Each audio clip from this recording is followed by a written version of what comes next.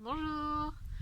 Je voudrais revenir aujourd'hui sur les notions de responsabilité médicale de l'accouchement et à qui appartient l'accouchement pour étayer un peu mes propos par rapport à des stories que j'ai pu faire cette semaine.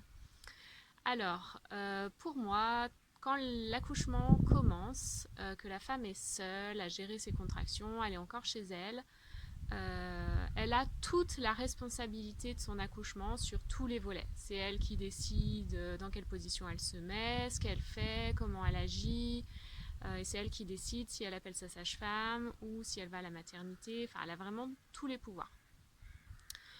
Une fois que la sage-femme à domicile est appelée et arrive à domicile, ou une fois que la femme est arrivée à la maternité, euh, la responsabilité médicale de l'accouchement est transférée au personnel médical qui est présent, donc à l'équipe de la maternité ou à la sage-femme libérale qui est là pour la AD.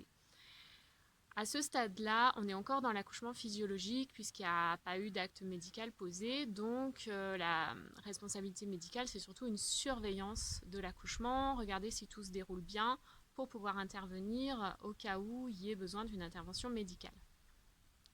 Donc dans le cadre d'un AAD, ça va être, si la sage-femme juge qu'il y a besoin d'une intervention médicale, ça va être un transfert à la maternité. C'est comme ça que sa responsabilité médicale à elle est engagée.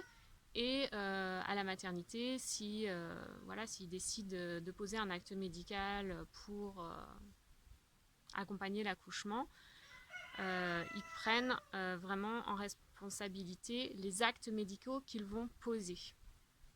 C'est-à-dire que, par exemple, si une perte d'ocytocine est décidée, c'est eux qui vont savoir juger et décider quelle dose d'ocytocine il y aura dans la perf.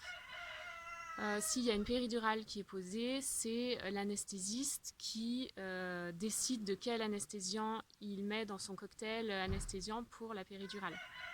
Ces choses-là, la femme ne peut pas les décider parce qu'elle n'a pas les compétences pour.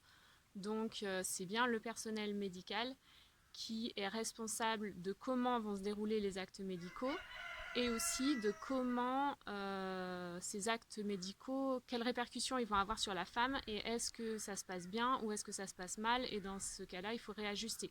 Donc eux, ils ont cette responsabilité médicale là, vraiment sur le point de vue médical. Par contre, c'est vrai que c'est très important de le rappeler, l'accouchement, qu'il soit physiologique ou médical, il appartient toujours à la femme. C'est-à-dire que c'est elle qui décide de ce qu'elle accepte et de ce qu'elle n'accepte pas.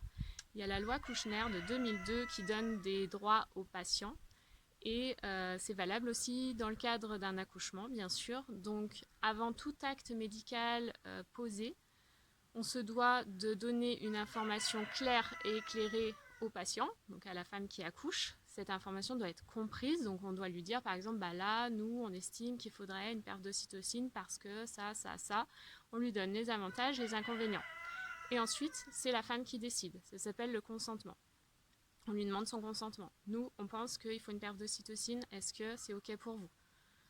Donc, après avoir eu les informations, normalement, la femme est en mesure de choisir si oui ou non elle prend cette perte d'ocytocine. Pareil pour la péridurale. Pour la péridurale, normalement, si l'équipe estime qu'il faudrait une péridurale, ils doivent l'expliquer à la femme, le pourquoi eux, ils pensent que ce serait mieux, les avantages, les inconvénients, et c'est la femme qui donne son consentement ou non.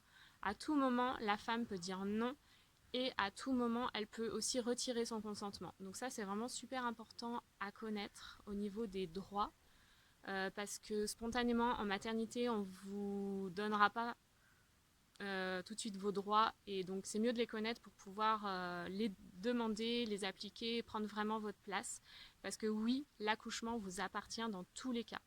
Par contre, la responsabilité médicale est transférée dès qu'il y a un personnel médical qui est en charge de la surveillance de votre accouchement. J'espère que cette explication vous aura permis de mieux comprendre ce que j'entendais par responsabilité médicale. Je pense que je suis proche de la réalité, que c'est comme ça que ça se passe, mais si vous n'êtes pas d'accord ou si vous avez d'autres notions que vous voulez apporter, n'hésitez pas à me les noter en commentaire ou à me contacter en privé. Bonne journée!